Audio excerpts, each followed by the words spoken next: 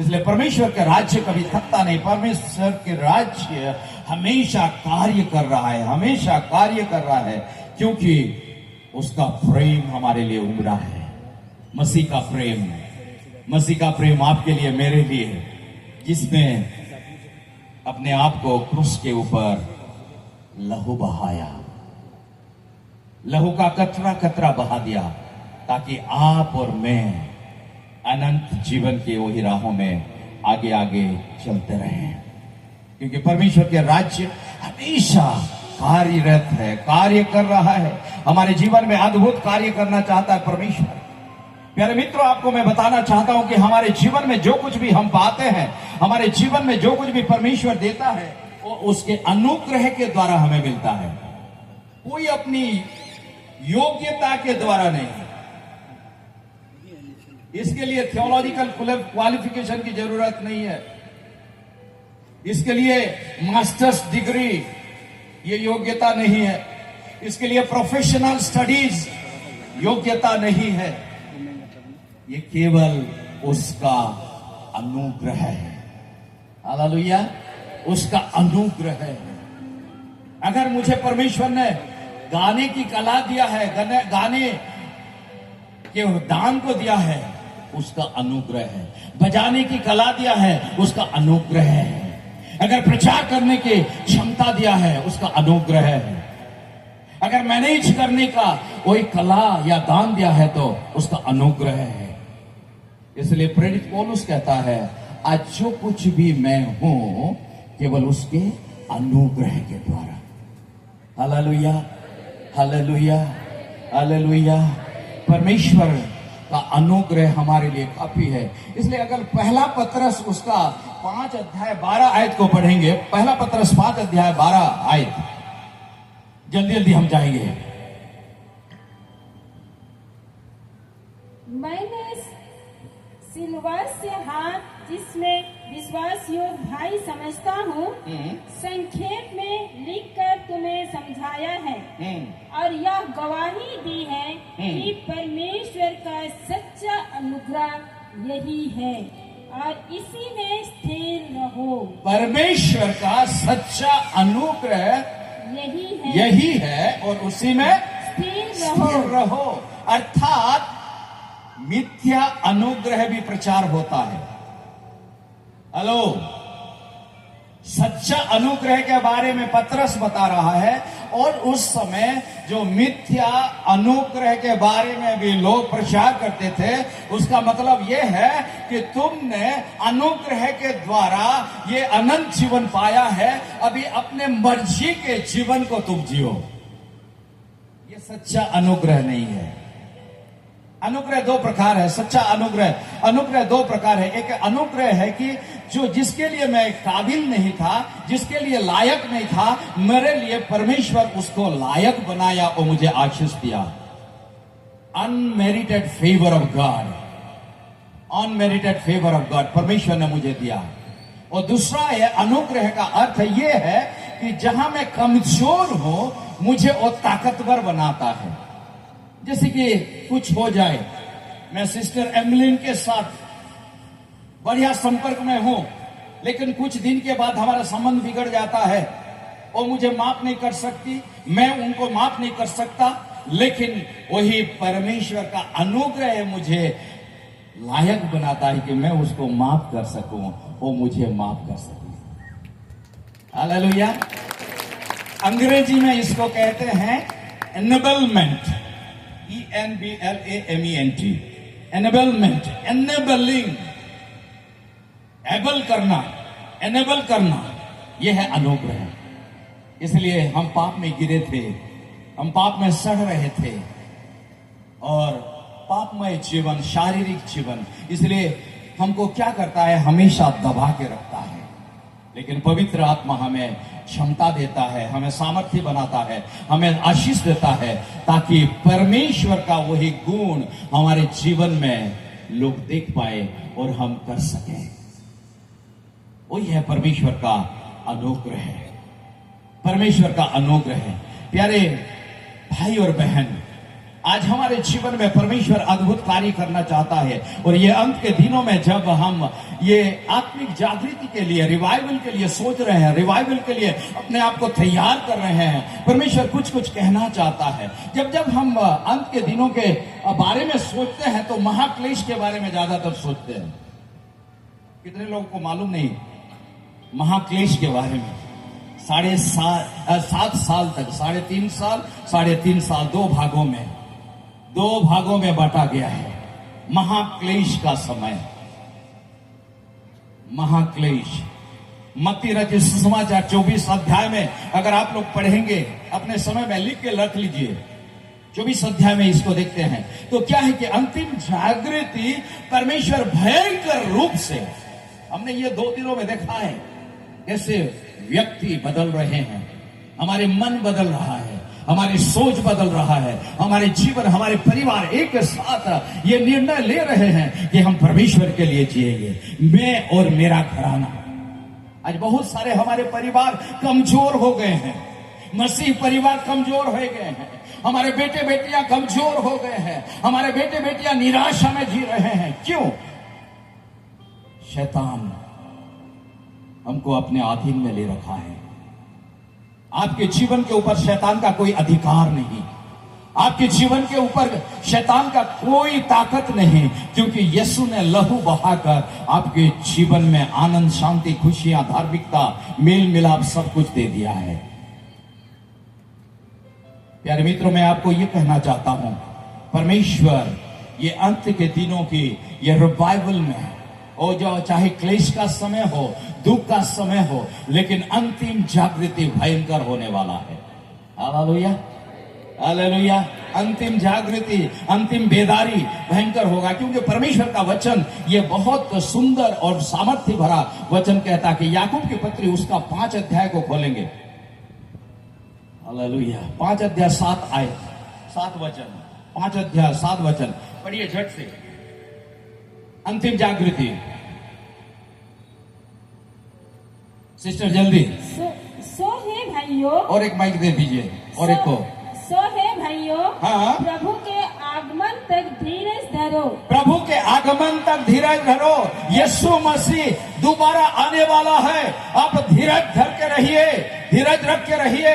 बहुत सारे परीक्षाओं का सामना करना पड़ेगा, आपके विश्वास को परखा जाएगा, लेकिन आपको धीरज धरना होगा। मुझे धीरज धरना होगा, क्योंकि धीरज के साथ मैं रहूंगा, तब यीशु मसीह मेरा दुल्हा जो आ रहा है, मैं उसके संग अनंत काल के लिए चला जाऊंगा। Hallelujah, hallelujah. हाँ, तो अंत तक धीरज धर के रखो। गृहस्थ पृथ्वी के बहुमूल्य फल की आशा रखता हुआ, हाँ, प्रथम और अंतिम वर्षा होते तक धीरज धरता है। कृषि काम में कितने लोग जुड़े हुए हैं? कितने लोग कृषि काम में? बहुत कम है, लेकिन आपको जानकारी है कृषि काम कैसा है। पहला बारिश तैयार करता है, खेत को तैयार करता है, जमीन को तैयार करता है, बढ़िया बनाता है, मुलायम बनाता है, नरम बनाता है मिट्टी को, ताकि हम बीज बो सके। देखिए, सुनिए, मेरे को सुनिए। पहले बारिश में क्या होता है, जमीन उपजाऊ करने के लिए उसको नरम बनाया जाता है, मिट्टी को अच्छी तरह से उसको तैयार किया जाता है। लेकिन हकीकत में, सच्चाई में, आखिरी बारिश के द्वारा ही फसल हम हार्वेस्ट कर सकते हैं, कटनी काट सकते हैं। इस्राएल में क्या होता था? इस्राएल में शुरुआत कैसा होता था? पहला बारिश कौन से महीने में आता था? हमारे यहां कौन से महीने में आता है? हा? इस्राएल में नवंबर या दिसंबर में पहले बारिश आता है। सुनिए, हम इस्राएल को क्यों ले आते हैं? कि परमेश्वर का चुना हुआ वंश है, परमेश्वर के चुने हुए जाति है, परमेश्वर के चुने हुए जाति, परमेश्वर के चुने हुए राज्य, परमेश्वर के चुने हुए लोग। नवंबर या दिसंबर में तो उसमें खेत क्या होता है, मुलायम बनाते हैं, बीज बोते हैं। लेकिन जो आखिरी वृष्टि होता है, आखिरी वर्षा होता है, वो अप्रैल महीना में होता है। नवंबर दिसंबर 4 महीने के बाद होता है, और उसमें उन लोग अपनी कटनी के लिए तैयार हो जाते हैं। हालेलुया। और जो आखिरी बारिश होता है वो 7 से 8 गुना ज्यादा होता है। ये अंतिम जागृति के स्पिरिचुअल रिवाइवल के बारे में हम सोच रहे हैं, आप सोच रहे हैं, सुन रहे हैं, ग्रहण कर रहे हैं, विश्वास कर रहे हैं। अंतिम जागृति परिवार में, कलीसिया में, जैसे कि कल प्रोफेट बता रहे थे कि घर घर में प्रार्थना, हर एक व्यक्ति में प्रार्थना, अर्थात परमेश्वर की महिमा हर एक कलीसिया में, परमेश्वर की महिमा हर एक व्यक्ति के अंदर, परमेश्वर की महिमा हर एक परिवार के अंदर प्रवेश करेगा और हर एक का जीवन बदल जाएगा, केवल यीशु के ओर ध्यान लगाकर रहेंगे। हालेलुया। यीशु के ओर ध्यान लगाकर रहेंगे। इसका जो आत्मिक अर्थ है 7-8 गुना बारिश। इसलिए पतरस पवित्र बाइबल में से कोट करके लिख रहा है, योएल नबी की किताब उसका 2 अध्याय 28 से लेकर 32 आयत तक वो अपने प्रचार में कह रहा है। पढ़ेंगे, वचन पढ़ेंगे। वचन की घोषणा के द्वारा ही हमारे जीवन में अद्भुत कार्य होता है। इन बातों के बाद मैं सब प्राणियों पर अपना आत्मा उंडेलूंगा, अपना आत्मा उंडेलूंगा। तुम्हारे बेटे बेटियां भविष्यवाणी करेगी, तुम्हारे बेटे बेटियां भविष्यवाणी करेंगे, और तुम्हारे पुण्य स्वप्न देखेंगे, आप पुण्य स्वप्न देखेंगे, और जवान और तुम्हारे जवान दर्शन देखेंगे। ये संपूर्ण नहीं हुआ। जो प्रथम कलीसिया में ये संपूर्ण नहीं हो सका। पेंटिकोस्ट के दिन में इसको आंशिक रूप से हम इसकी एक गवाह को देखते हैं, लेकिन अंतिम जागृति में परमेश्वर अद्भुत कार्य करेगा। परमेश्वर अद्भुत कार्य हमारे पुत्र कन्या के जीवन में। हमारे पुत्र कन्या अन्य भाषा नहीं बोलेंगे, अर्थात संसार के भाषा नहीं बोलेंगे, बल्कि परमेश्वर की भाषा को बोलेंगे, परमेश्वर के मन की बातों को बताएंगे, परमेश्वर के मन की बातों को दूसरों के सामने में पेश करेंगे। वही अंतिम जागृति में, अंतिम बेदारी में हमारे सभी के लिए यह संभव होगा। हालेलुया। हमारे सभी के लिए संभव होगा। हमारे जीवन में वो दुख नहीं, निराशा नहीं, हताशा नहीं, बल्कि परमेश्वर अपने अद्भुत कार्य करेगा। इसलिए पेंटिकोस्ट के दिन में कलीसिया इसको आंशिक रूप से अनुभव किया, इस जागृति को। यीशु मसीह ने कहा, यूहन्ना रचित सुसमाचार 14 अध्याय उसका 12 वचन में, यूहन्ना रचित सुसमाचार 14:12, मैं तुमसे सच सच कहता हूँ कि जो मुझ पर विश्वास रखता है वे काम जो मैं करता हूँ वह भी करेगा, वरन इससे भी बड़े काम करेगा, क्योंकि मैं पिता के पास जाता हूँ। हालेलुया। यहाँ पर यीशु मसीह क्या बोल रहे हैं मालूम है? आपने सुना ठीक से, आपने देखा ठीक से, आपने पढ़ा ठीक से, कि जो जो काम मैं करता हूं और तुम भी करोगे और उससे बढ़कर भी करोगे। कुछ समझ में आए? कलीसिया, आप और मैं, हर एक मसीहों के जीवन में परमेश्वर यही प्रतिज्ञा दिया है कि यीशु ने जो आश्चर्य कर्म किए उससे भी बढ़कर आपके द्वारा होने वाला है। यस यस, जोर से बजाई नहीं, डर डर के क्यों बजा रहे हैं?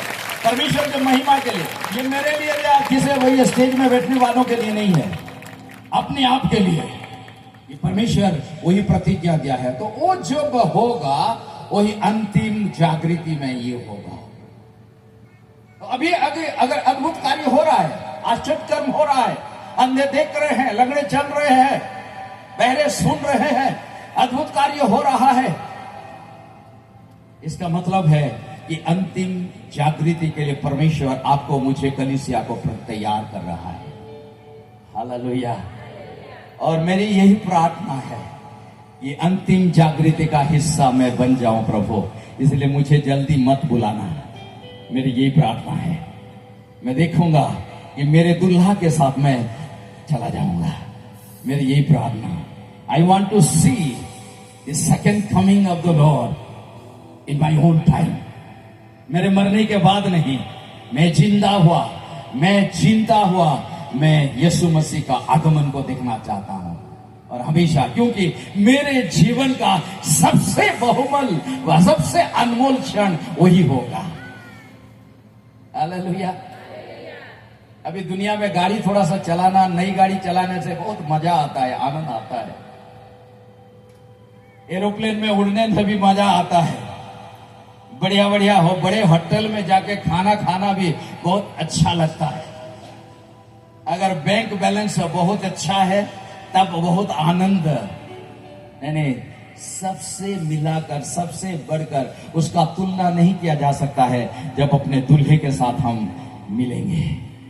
Hallelujah, hallelujah. इसलिए नीले आसमां के पार जाएंगे, मेरा यीशु रहता वहां। सब मिलकर गाएंगे। हम मिलेंगे बादलों पर,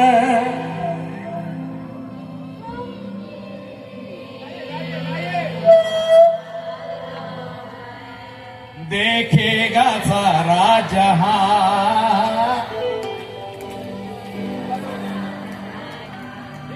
म्यूजिक के गाएंगे। नीले आसमां के पार जाएंगे, मेरा यीशु रहता वहां।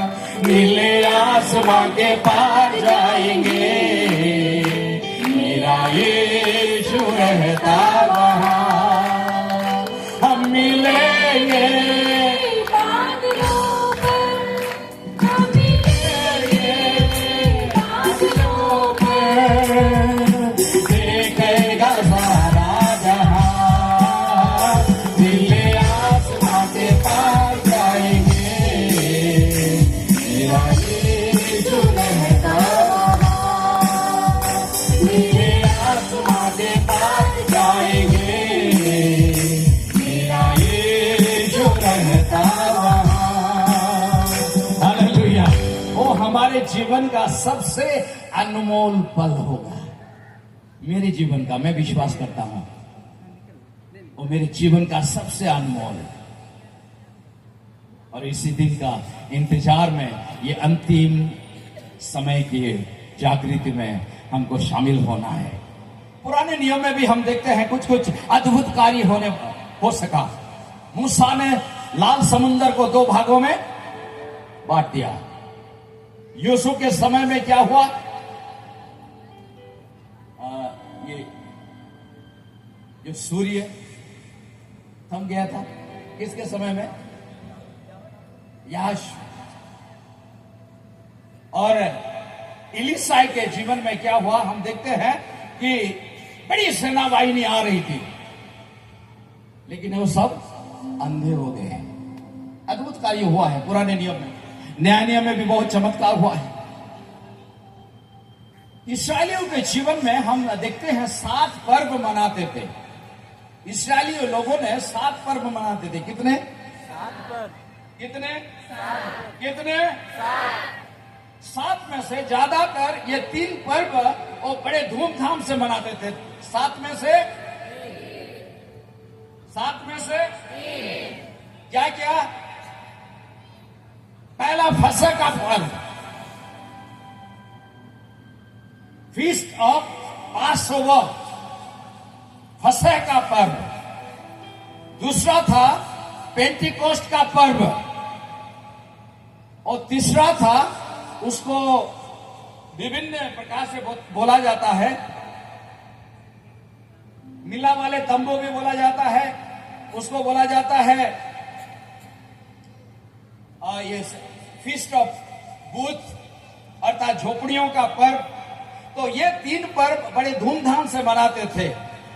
अगर आप अपने समय में पढ़ेंगे लेवियों की व्यवस्था उसका 23 अध्याय आप लिख के रखिए, पढ़ेंगे, बहुत सुंदर। इसका आत्मिक अर्थ है। बाइबल के कोई भी विषय, बाइबल के कोई भी पुस्तक, बाइबल के कोई भी अध्याय में ऐसा कोई वचन नहीं है जो आपके लिए, मेरे लिए बातचीत नहीं करता। हाँ, बाइबल के हर एक वचन आपके लिए बातचीत करता है, मेरे लिए आत्मिक अर्थ देता है और मुझे हमेशा मजबूत कराता है। इसलिए फसह का पर्व है, यह है हमारे उद्धार को सूचाता है, उद्धार को दर्शाता है, नई जन्म को दर्शाता है, जो कि लेवियों की व्यवस्था उसका 23 अध्याय 4 से 8 आयत में हमको मिलता है। दूसरा है पेंटिकोस्ट का पर्व। ये पेंटिकोस्ट का पर्व है पवित्र आत्मा को पाना, अपने ऊपर पवित्र आत्मा को उतरता हुआ देखना, अपने हृदय में पवित्र आत्मा को ग्रहण करना। तीसरा जो कि झोपड़ियों का पर्व है, यह है कटनी का पर्व। कटनी का पर्व का मतलब है, यह है परमेश्वर की महिमा में अपने आप को भर देना, परमेश्वर की महिमा में भर जाना। और यह फसह का पर्व का अर्थ हम सब कोई जानते हैं कि मसीह यीशु जो कि परमेश्वर का एकलौता मेमना कालवरी क्रूस में आपके लिए, मेरे लिए जीवन दे दिया। और उसके मृत्यु के समय में हम देखते हैं मंदिर का वही पर्दा 2 भाग में हट गया। इसका अर्थ है परमेश्वर, जो पवित्र परमेश्वर इस धरा पर आया आपके लिए, मेरे लिए, और मुझे मिलाया, मेरे लिए आ गया और उसके लहू मेरे लिए उद्धार को मोल लिया। उसका लहू आपके उद्धार को मोल लिया। इसलिए 1 कुरिन्थियों उसका 5 अध्याय 7 आयत हम पढ़ेंगे। 1 कुरिन्थियों उसका 5 अध्याय 7 आयत। पुराना खमीर निकाल कर हाँ। अपने को शुद्ध करो, हाँ, कि नया गूंधा हुआ आटा बन जाओ। हालेलुया। पुराना खमीर, इसीलिए यीशु मसीह हमारे जीवन को बचाने के लिए, आपके जीवन को बचाने के लिए, आपके जीवन में नई उम्मीद देने के लिए, आपके जीवन में स्वर्गीय आशा देने के लिए, आपके जीवन में बढ़ोतरी देने के लिए, समृद्धि देने के लिए, उन्नति देने के लिए, ताकत देने के लिए, परमेश्वर के महिमा के लिए, गवाही बनने के लिए क्या है कि पुराने खमीर को निकाल के फेंका अपने पवित्र लहू के द्वारा और हमें शुद्ध किया, पवित्र किया, शुद्ध किया। यीशु का लहू मुझे शुद्ध किया। बोलिए ना, यीशु का लहू मुझे पवित्र किया। थोड़ा जोर से बोलिए, मेरे को भी सुनाई दे।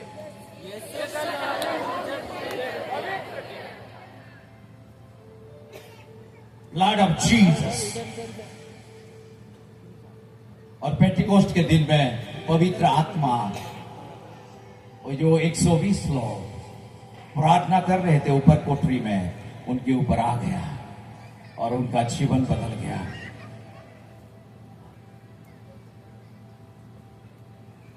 पवित्र आत्मा अंत के दिनों में भयंकर रूप से छोटे छोटे बच्चे, जो पवित्र वचन में जो प्रतिज्ञा दी गई है, वो भविष्यवाणी करेंगे। हमारे पुत्र कन्या, आपके पुत्र कन्या प्रभु में जब बढ़ेंगे, प्रभु में जब चलेंगे, यीशु के संग संग चलेंगे, तब वो भविष्यवाणी करेंगे। और कोई नहीं, परमेश्वर का प्रतिज्ञा आपके परिवार में सफल होगा। आपके बेटे बेटियां भविष्य करेंगे। आमीन। आपके बेटे बेटियां भविष्यवाणी करेंगे। आपके जवान और दूसरी कोई भाषा अपने मुंह से नहीं निकालेंगे, बल्कि दर्शन देखेंगे। मेरे परिवार के लिए क्या होने जा रहा है, मेरे समाज के लिए क्या होने जा रहा है, मेरे कलीसिया में क्या होने वाला है, उसका दर्शन देखेंगे। आपके भविष्य के बारे में आप किसी को पास जाना नहीं पड़ेगा। कोई व्यक्ति, कोई प्रोफेट, ठीक है, हमको प्रार्थना कराना है, याजक उनके अधीन में रहना है, पासवान की निगरानी में हमको बढ़ना है, लेकिन हमारे परिवार में वही चित्र हर कोई देखेंगे। ये अंतिम जागृति की प्रतिज्ञा है। Hallelujah, hallelujah. निर्गमन की पुस्तक उसका 34 अध्याय को खोलेंगे, उसका 22 आयत को थोड़ा पढ़ेंगे।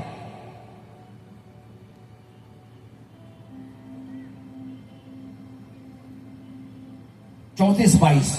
और तू 18वां का पर्व मानना, जो पहले लेबे हुए गेहूं का पर्व कहलाता है, और पर्व के अंत में बटोर का भी पर्व मानना। तो ये बारी बारी में नेहमिया के समय में, नेहमिया 8 अध्याय में, हम नेहमिया की पुस्तक 8 अध्याय में पढ़ते हैं कि उसी समय एज्रा और नेहमिया के समय में भी इसको सेलिब्रेट किया जाता था।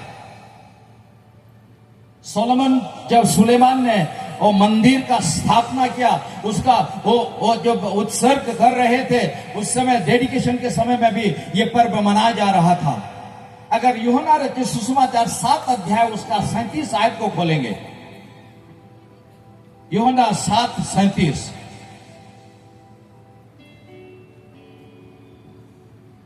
फिर पर्व के अंतिम दिन, देखिए ये पर्व के अंतिम दिन, आरंभ के दिन या अंतिम दिन? अंतिम दिन, अंतिम दिन। इसलिए मैं अंतिम जागृति के लिए बोल रहा हूं। जो पेंटिकोस्ट के दिन में हुआ, उससे भयंकर अंतिम जागृति होगा। हालेलुया। और हमारे समय में हो जाए। हालेलुया। हमारे समय में हो जाए, हमारे कलीसिया में हो जाए, हमारे परिवार में हो जाए ये अंतिम जागृति। हाँ, पर्व के अंतिम दिन जो मुख्य दिन है। हाँ, अंतिम दिन मुख्य दिन होता है। आज हमारे ये 3 दिवसीय आत्मिक जागृति सभा के अंतिम दिन है। मुख्य दिन है, अंतिम दिन। कितने लोग विश्वास कर रहे हैं कि आज कुछ भयंकर होने वाला है? हालेलुया। परमेश्वर की महिमा के लिए जोरदार ताली बजाइए। विश्वास से जो कुछ भी हम मांगेंगे, परमेश्वर हमको देगा। आज कोई खाली हाथ यहां से नहीं जाएगा। परमेश्वर अद्भुत कार्य करेगा और हमारे जीवन में अपने वही अनुग्रह को वो देने जा रहा है। पर्व के अंतिम दिन अर्थात मुख्य दिन, पढ़िए। यीशु खड़ा हुआ, यीशु खड़ा होकर क्या बोलता है? पुकार कर कहा। पुकार कर कह रहा है, धीरे धीरे नहीं कह रहा है, पुकार कर। क्योंकि हमारे कान बंद हो गए हैं। हम इतने प्रचार को सुने, इतने लोगों के विषय को सुने, बातों को सुने, और ये दुनिया में जो कुछ भी हो रहा है एक ही साथ हम सुन रहे हैं, हम डिस्टर्ब हो गए हैं। इसलिए यीशु मसीह पुकार कर रहा है, यदि कोई प्यासा हो, यदि कोई प्यासा हो। भूखे प्यासा हो जाना बहुत जरूरी है। बहुत सारे भाई बहनों के जीवन में अद्भुत कार्य हुआ है, ये 2 दिनों में मैं देखा। भूखे प्यासा होना बहुत जरूरी है। बाइबल सीखने के लिए भूखा होना बहुत जरूरी है। प्रार्थना सीखने के लिए, प्रार्थना करने के लिए भूखा होना, प्यासा होना बहुत जरूरी है। परमेश्वर की उपस्थिति में, नजदीक में रहने के लिए भूखा प्यासा होना बहुत जरूरी है। भूखा प्यासा होना। जो कोई प्यासा हो तो मेरे पास आकर पिए। मेरे पास आकर पिए। हालेलुया। आप यीशु मसीह के पास आए हैं। आप कोई व्यक्ति को सुनने के लिए, हम माध्यम होते हैं प्रचार करने के लिए, आराधना करने के लिए, प्रार्थना करने के लिए माध्यम होते हैं, लेकिन आप यीशु मसीह के साथ मुलाकात करने के लिए आए हैं। हालेलुया। जो कोई प्यासा हो वो मेरे पास आए और मुझसे पिए। प्यारे मित्रों, यीशु मसीह ने चिल्लाकर कहा, पुकार कर कहा, जो कोई प्यासा है मुझसे आकर पिए। लेकिन मत्ती रचित सुसमाचार 24 अध्याय को अगर पढ़ेंगे, मैं ज्यादा नहीं चाहूंगा, 5 मिनट में खत्म करूंगा। उसमें हम देखते हैं कि जब तक राज्य का सुसमाचार प्रचार नहीं किया जाता, 24 अध्याय में, तब तक परमेश्वर के मेमना अर्थात यीशु मसीह का द्वितीय आगमन नहीं होगा।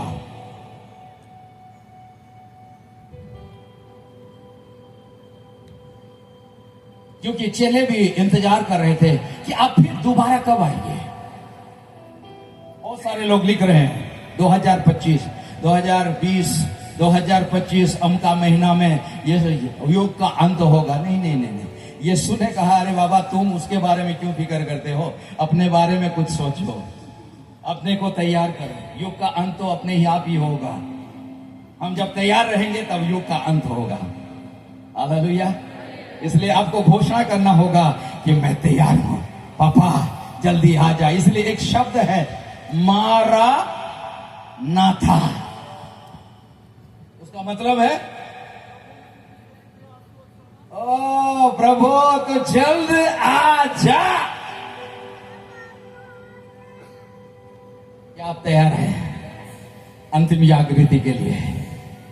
क्या मैं तैयार हूं? मुझे ये मेरे को पूछना पड़ेगा, पीएस नाग तो क्यों तैयार है? बेटा तू अगर तैयार है तो मैं जल्द आ रहा हूं, जल्द आ रहा हूं। मेरे परिवार को तैयार करना है, मेरे भाई बहन को तैयार करना है, मेरी कलीसिया को तैयार करना है, मेरे पासवानों को तैयार करना है, मेरे मसीह समाज को तैयार करना है, ताकि मेरा पापा आ जाए, दुल्हा आ जाए और दुल्हन को अपने साथ ले जाए। बहुत लोग इस गलत फहमी में हैं, बुरा लग सकता है, कड़वा लग सकता है, लेकिन ये सच्चाई है परमेश्वर के वचन के अनुसार। सब कलीसिया रैप्चर में नहीं जाएंगे, मैं आपको बता रहा हूं, सब नहीं जाएंगे।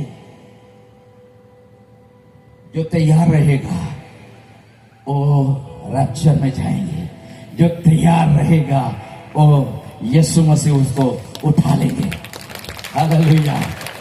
इसलिए हमेशा हम तैयार रहें। जब तक राज्य का सुसमाचार सुनाई नहीं जाता तब तक वो यीशु मसीह का आगमन संभव नहीं होगा। प्यारे मित्रों, आज भी लाखों करोड़ों लोग सुसमाचार को नहीं सुने हैं, सुसमाचार को नहीं सुने हैं। इसलिए यह सुसमाचार सुनाने के लिए, सुसमाचार को सुनाने के लिए आपकी और मेरी जिम्मेदारी है। Jesus calls praying for the world, है ना? यीशु बुलाता सिबकाई विश्व के लिए प्रार्थना कर रहा है, विश्व के लोगों को यीशु मसीह के आगमन के लिए तैयार कर रहा है। Hallelujah, hallelujah, hallelujah. राउरकेला जैसा प्रार्थना भवन और 2 प्रार्थना भवन हम सुंदरगढ़ में प्रतिष्ठित करना चाहते हैं। हालेलुया। और 2 जगह 2025 में जैसे और 2 प्रार्थना भवन राउरकेला के ब्रांच हो जाए, इसलिए प्रार्थना कीजिए विश्वास के साथ। और आपके प्रार्थना और सहयोग के द्वारा ये कहां पर होगा, खुदा ही हमको अगुवाई देगा। और ऐसे हजार संख्या में लोग परमेश्वर के करीब आते हुए परमेश्वर के राज्य के बारे में, अंतिम जागृति के बारे में उन लोग समझेंगे, सुनेंगे और परमेश्वर के नजदीकी में आगे आगे बढ़ेंगे। ये अंतिम जागृति, जागृति क्या होता है? लोगों को तैयार करने के लिए, to prepare the people for the Lord, कलीसिया को तैयार करने के लिए, ताकि दुल्हा के साथ मुलाकात हो जाए दुल्हन की। प्यारे मित्रों, इसलिए अंतिम जागृति में अद्भुत कार्य होगा, अद्भुत कार्य होगा, अद्भुत कार्य होगा। और अद्भुत कार्य करते हुए परमेश्वर आपके जीवन में, मेरे जीवन में अद्भुत कथाएं भी करेंगे। लेकिन आपको याद रखना होगा, एक वचन में पढ़ के इसको समाप्त करना चाहता हूं। यशायाह नबी की किताब, यशायाह नबी की किताब उसका 21 अध्याय को खोलिए, जब से खोलिए। यशायाह, मेजर प्रॉफिट यशायाह, उसका 21 अध्याय 11 और 12 वचन। सिस्टर बढ़िया जोर से आराम से पढ़िएगा इसको। दुमा के विषय भारी वचन। हाँ, दुमा के विषय भारी वचन। कई लोगों ने इस दुमा का शब्द भी नहीं सुना होगा। शहर में से कोई हाँ, मैं सही कह रहा हूं ना? दुमा क्या है? बाइबल आप पढ़े होंगे बहुत बार, लेकिन ये दुमा और सईर के बारे में आपने सुना नहीं होगा। मैं सच्चा बोल रहा हूं? हाँ, पढ़िए सिस्टर, दुमा और शेर के विषय में। शहर में से कोई मुझे पुकार रहा है, कोई मुझे पुकार रहा है, हे पहरुए, हे पहरुए। रात का क्या समाचार? पहरुए, आप सब पहरुए, नेतागण पहरुए, परमेश्वर के प्रति जितने भी वो जो आगे बढ़ते हैं वो पहरुए हैं, जिनके पास बाइबल है वो पहरुए हैं, जो प्रार्थना करते हैं वो पहरुए हैं। वॉचमैन, पहरेदार, पहरुए। यस, पढ़िए। रात का क्या समाचार है? किसका? रात का क्या समाचार है? समाचार क्यों पूछ रहा है? हाँ, वंडरफुल इवेंजलिन, गॉड ब्लेस यू। स्वप्न दर्शन के लिए रात का समाचार। और एक अर्थ भी है, रात को आराम से सोते रहते हैं ना। तो जो पहरुए हैं वो रात को नहीं सोते हैं। हालेलुया। और ये सोते हैं क्या? एक बार एक कहानी कहूंगा तो बहुत समय चला जाएगा, नहीं कहूंगा पहरुए के बारे में। ओके, रात का क्या समाचार है? हे पहरुए, रात का क्या समाचार है? ये हर एक को आज मुझे परमेश्वर पूछ रहा है, रात का क्या समाचार है? रात को आपने क्या दर्शन देखा है? रात को आपने सपने क्या देखा है? रात को आपने प्रार्थना क्या? रात को अपने बाइबल पढ़े? रात को अपने मित्रों के लिए, अपने परिवार के लिए, अपने पड़ोसी के लिए आपने प्रार्थना किया क्या? रात का क्या समाचार है? बढ़िया सिस्टर। हे पहरुए, रात की क्या खबर है? पहरुए ने कहा, रात की क्या खबर है? जब पूछ रहे हैं तो पहरु ने क्या कहा? भोर होते हैं। हाँ, और रात भी। हाँ। यदि तुम पूछना चाहते हो तो पूछो, फिर लौट कर आना। देखिए यहाँ पर कह रहा है, अंग्रेजी में थोड़ा सा मुझे अच्छा लगता है। क्यों? क्योंकि अंग्रेजी में समझने में बहुत मजा आता है। रात का क्या समाचार है? उसके बाद क्या बोलता है? रात का क्या खबर? और रात का क्या खबर है? पहरुए ने कहा, हाँ? भोर होती है। भोर होती है और रात भी। ये बाबा, ये एक ही साथ भोर और रात कैसे होता है? अंग्रेजी में उजाला, लाइट एंड डार्कनेस लिखा गया है। दिवस और अंधकार एक ही साथ होता है। दिवस ही दिवस होना चाहिए। दिवस में दिवस, दिवस, दिवस, दिवस के बाद दिन, दिन अर्थात लाइट, उजाला और अंधेरा एक ही साथ आ रहा है। यहां पर परमेश्वर ये कहना चाहता है हम सभी के लिए, परमेश्वर ये कहना चाहता है कि ये दिन को तो सब कोई दिन बोलेंगे, दिन को सब कोई दिन बोलेंगे ना, दिन को कोई रात बोलेगा क्या?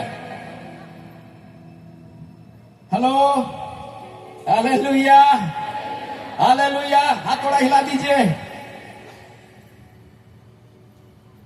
बहुत जल्द खत्म कर रहा हूं। थोड़ा मुस्कान दीजिए, प्रभु में आनंदित रहिए। थोड़ा मुस्कान देखना चाहता हूं आपके मुंह में। Yes, wonderful. यहां पर परमेश्वर ये कह रहा है कि दिन और रात एक ही साथ आ रहा है, लेकिन जब दुनिया के लिए रात रात होगी तो परमेश्वर के संतानों के लिए रात परमेश्वर का उजाला होगा। जोर से, जोर से, जोर से। हालेलुया। यशायाह नबी की किताब 60 अध्याय को निकालिए। यशायाह 60 अध्याय। हालेलुया। उसका पहला वचन, दूसरा वचन। यहूदा का राजा आहाज जो योताम का 60 सॉरी सर,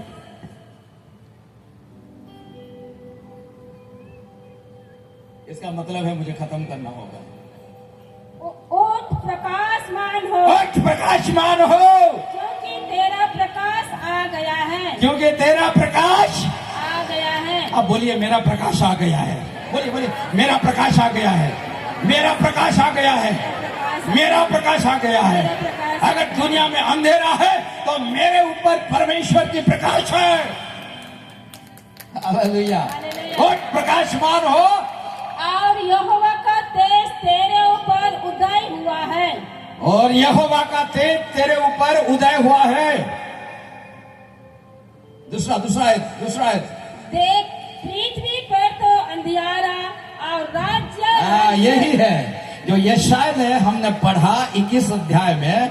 देखो, दिन भी आ रहा है, रात भी आ रहा है, लेकिन आपके लिए, मेरे लिए, मसीह लोगों के लिए, यीशु मसीह के अनुयायियों के लिए, और ये क्या कह रहा है, अंधेरा क्या होगा? बड़ी जोर से। पृथ्वी पर तो अंधियारा और राज्य के लोगों पर घोर अंधकार छाया रहेगा, परंतु तेरे ऊपर यहोवा उदय होगा। किसके ऊपर? तेरे ऊपर। किसके ऊपर? मेरे ऊपर। तेरे ऊपर नहीं, मेरे ऊपर। ओ मेरे ऊपर, मेरे ऊपर। जब अंधेरा, जब निराशा, जब हताशा दुनिया के चारों ओर रहेगा, आपके लिए, मेरे लिए परमेश्वर की आशा, आनंद, शांति, कृपा, ओ स्वर्गीय सामर्थ में हम भर लेंगे। Hallelujah, hallelujah, hallelujah. मेरे मित्रों, इसीलिए ये जागृति के लिए अपने आप को तैयार रखना है। और उसका एक बहुत सुंदर कुंजी है, की कुंजी, चाबी काठी कुंजी। और कुंजी है दानियल नबी की किताब, उसका 12 अध्याय, उसका 10 वचन पढ़ेंगे और हम प्रार्थना करेंगे। बहुत लोग तो अपने अपने निर्मल और उजले करेंगे और स्वच्छ हो जाएंगे, परंतु दुष्ट लोग दुष्टता ही करते रहेंगे। और दुष्टों में से कोई ये बातें ना समझेगा, परंतु जो बुद्धिमान है वे ही समझेंगे। हालेलुया, हालेलुया, थोड़ा जोर से बोले हालेलुया, हालेलुया।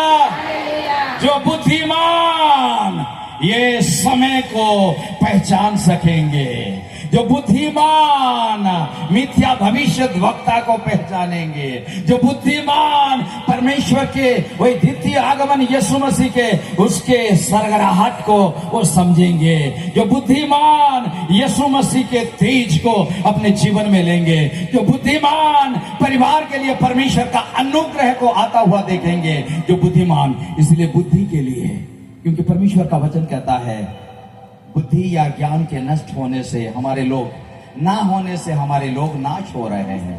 प्यारे मित्रों, अपनी जगह में खड़े हो जाइए। हालेलुया। परमेश्वर ये चाहता कि ये अंतिम समय की जागृति में हम हिस्सेदार बने। परमेश्वर ये चाहता है कि दुनिया लोग जब हाहाकार करते रहेंगे, दुनिया के लोग जब अंधेरा अंधेरा अंधेरा बोलते रहेंगे, परमेश्वर हमको ज्ञान देगा और परमेश्वर की वही ज्योति अपने ऊपर हम पाएंगे। हालेलुया। आंख बंद रहेगा, परमेश्वर की ओर अपने हाथ को उठाएंगे।